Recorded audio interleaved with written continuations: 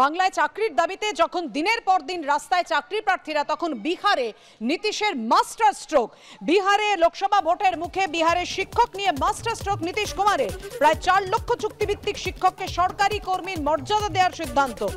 বিহার বিদ্যালয় পরীক্ষা সমিতির পরীক্ষায় পাশ করলেই সরকারি কর্মীর তকমা মিলবে। চুক্তিভিত্তিক শিক্ষককে সরকারি কর্মীর মর্যাদা দেওয়ার সিদ্ধান্ত নিল বিহার মন্ত্রিসভা। যখন বাংলায় চাকরির দাবিতে দিনের পর দিন রোদে ঝড়ে জলে বৃষ্টিতে আন্দোলনে রাস্তায় চাকরি প্রার্থীরা, বিহারে তখন নীতিশ কুমারের মাস্টার স্ট্রোক। প্রায় 4 লক্ষ চুক্তিভিত্তিক শিক্ষককে সরকারি কর্মীর মর্যাদা দেওয়ার সিদ্ধান্ত নিলেন নীতিশ কুমার। লোকসভা ভোটের মুখে এই সিদ্ধান্ত নীতিশ কুমারের মন্ত্রিসভার।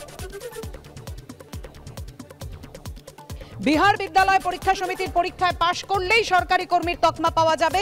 চুক্তিভিত্তিক শিক্ষককে সরকারি কর্মীর মর্যাদা দেওয়ার সিদ্ধান্ত নিল বিহার মন্ত্রিসভা।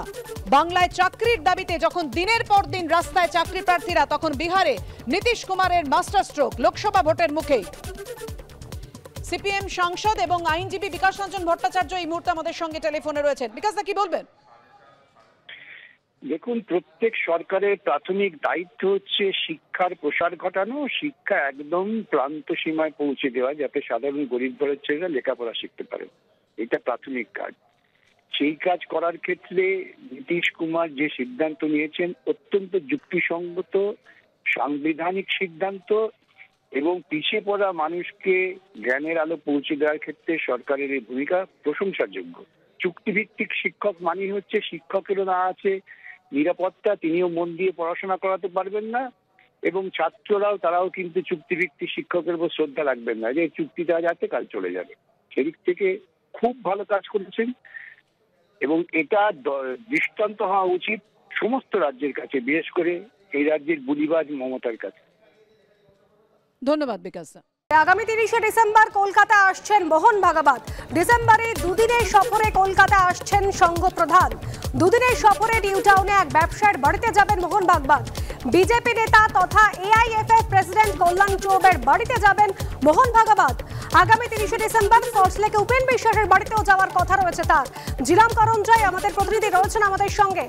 জিলাম, এই মুহূর্তে রাজ্যে বৈঠক করছেন অমিত শাহ এবং জেপি নাড্ডা। এবার যেটা খবর পাওয়া যাচ্ছে মোহন ভাগবত তিনিও আসছেন 30শে ডিসেম্বর। কি কি কর্মসূচি?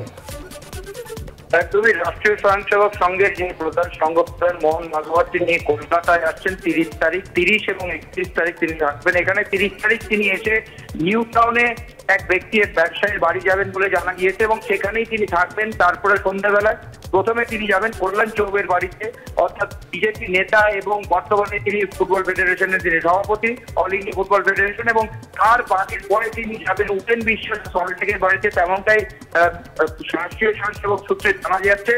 এই ভিজিট মূলত সৌজন্যমূলক বলে রাষ্ট্রীয় স্বয়ংসেবক সূত্রে জানা যাচ্ছে যে প্রত্যেক বছর সারা দেশে বিভিন্ন জায়গায় বিভিন্ন বিশিষ্ট জনদের সঙ্গে দেখা করেন, সাক্ষাৎ করেন সংঘ প্রধান এবং সরসংঘ চালক। তিনি এভাবে এবারও তিনি যাবেন, সৌজন্য সাক্ষাৎ করে কথা বলবেন এবং এইটার রাষ্ট্রীয় স্বয়ংসেবক সঙ্গে একটা সারা বছরের সূচি বলেই জানা যাচ্ছে। এবং জানুয়ারি মাসের 22 তারিখেও মোহন ভাগবত ফের কলকাতায় আসবেন বলে জানা গেছে রাষ্ট্রীয় স্বয়ংসেবক সূত্রে। ধন্যবাদ জিলাম।